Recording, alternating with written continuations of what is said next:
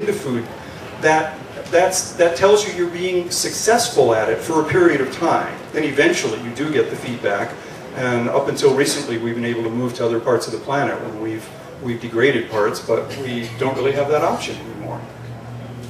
Another myth about agriculture is that when we discovered agriculture, suddenly lifespans increased and people got healthy. You know, the old story that I guess the philosopher Hobbes said of that non-agricultural people, savages, their life is nasty, brutish, and short, and that really kind of stuck. That was a little meme that everybody got a hold of. It turns out that it's really the opposite that is true.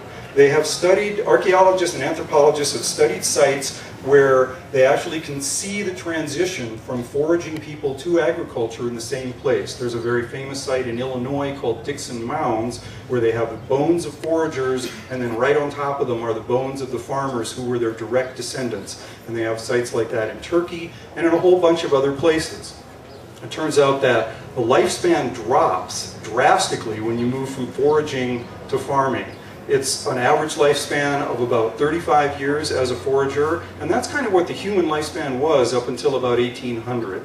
So it's not, just a lot of people lived to be a lot older, but a lot of people died in infancy as well. So lifespan was about 35 years for foragers, and when agriculture comes along, it drops to 29 years. So it's about a 20-25% drop in lifespan when agriculture comes along.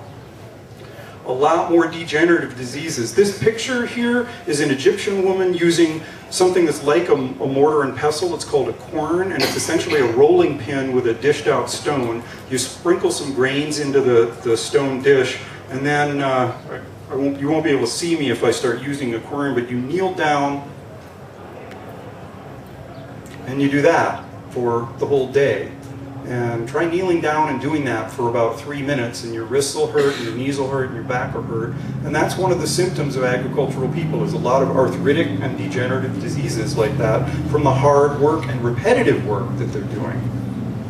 More epidemics. Any of you who've read a really amazing book called Guns, Germs, and Steel by Jared Diamond, he shows that most of our epidemic diseases, and it's not just him, lots of people know this, that most of our epidemic diseases come from domesticated animals. Things like chicken pox and smallpox, which is originally a disease of cattle. Measles comes from pigs. Mumps comes from pigs. A lot of our epidemic diseases that killed a lot of people come directly from domesticated animals. So big epidemics when you get agriculture. Famine. We think of agriculture as being the way out of going hungry, and it turns out that foraging people can almost always find some food. They may be a little bit hungry, but they don't starve to death very often. Whereas there's a French historian named Fernand Braudel who was one of the first people to really study how people lived rather than the rulers in history, and found that in Europe, famine was a regular visitor anywhere from 5 to 20 times a century from the year 1100 to the year 1800, sweeping all the way across Europe and killing huge percentages of the population.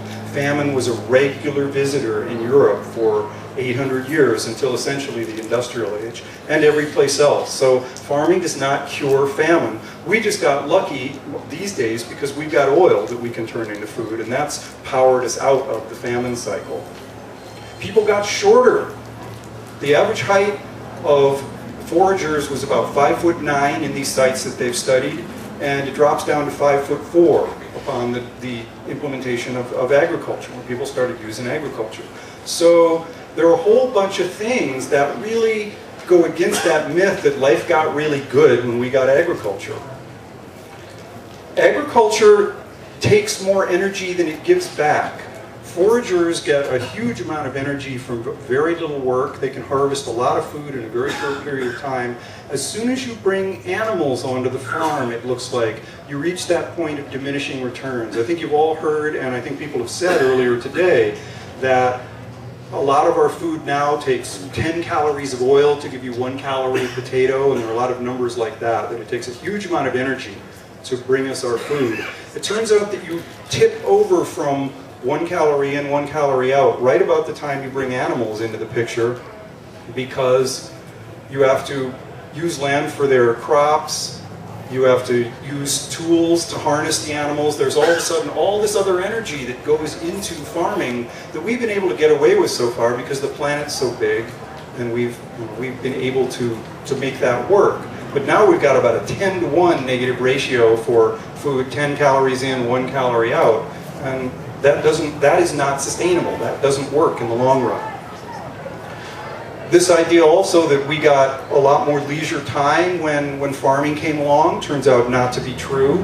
A forager in a reasonable habitat, a hunter-gatherer, can get all their food for a week in about 3 hours of gathering, whereas it takes a farmer 2 to 3 days in most cases to get the 2 to 3 days of labor to get a week's worth of food.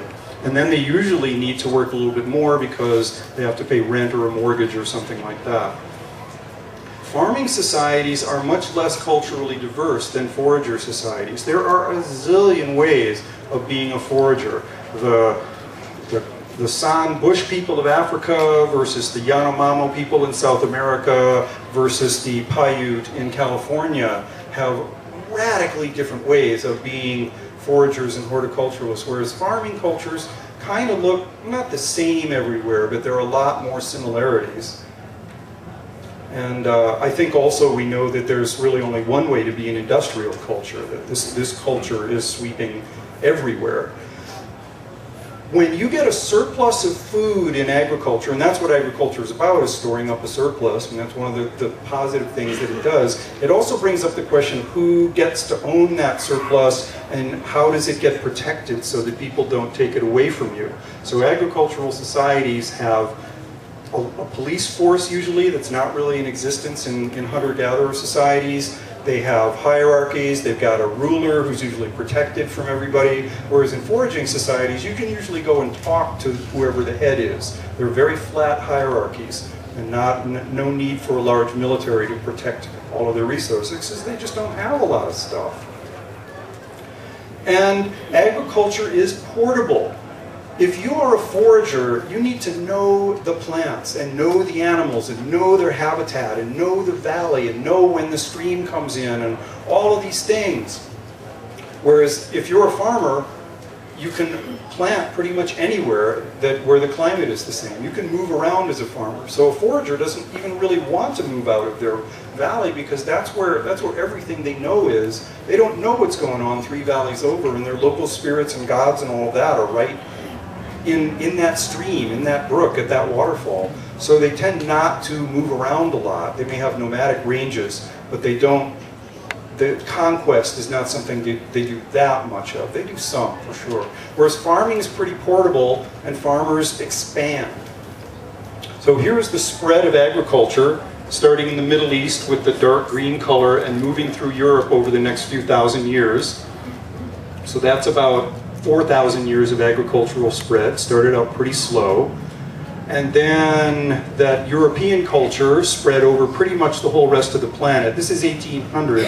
All the colored areas are European colonies and their homelands. By about 1850, Africa should be colored in. I couldn't make a nice graphic of Africa in time for this, but Africa got colored in about 1850 by European colonists. So these are people expanding, the population's growing, they're moving around. And then just looking at the US itself, the spread from east to west I originally come from New England, and I remember my mother pointing out these old stone walls that are everywhere. Any of you who've been in New England or from New England, there's little stone walls that mark out everybody's farm.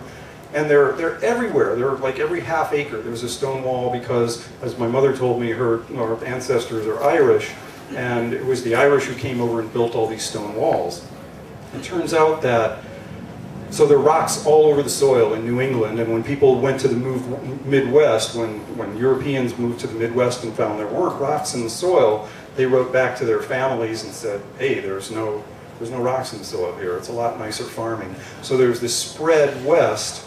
And I'm not going to say that all the soil in the country has been used up. It's been depleted to a fairly large extent. There's been a huge topsoil loss, but a lot of the really good soil is gone now, and people have continued to move further and further west.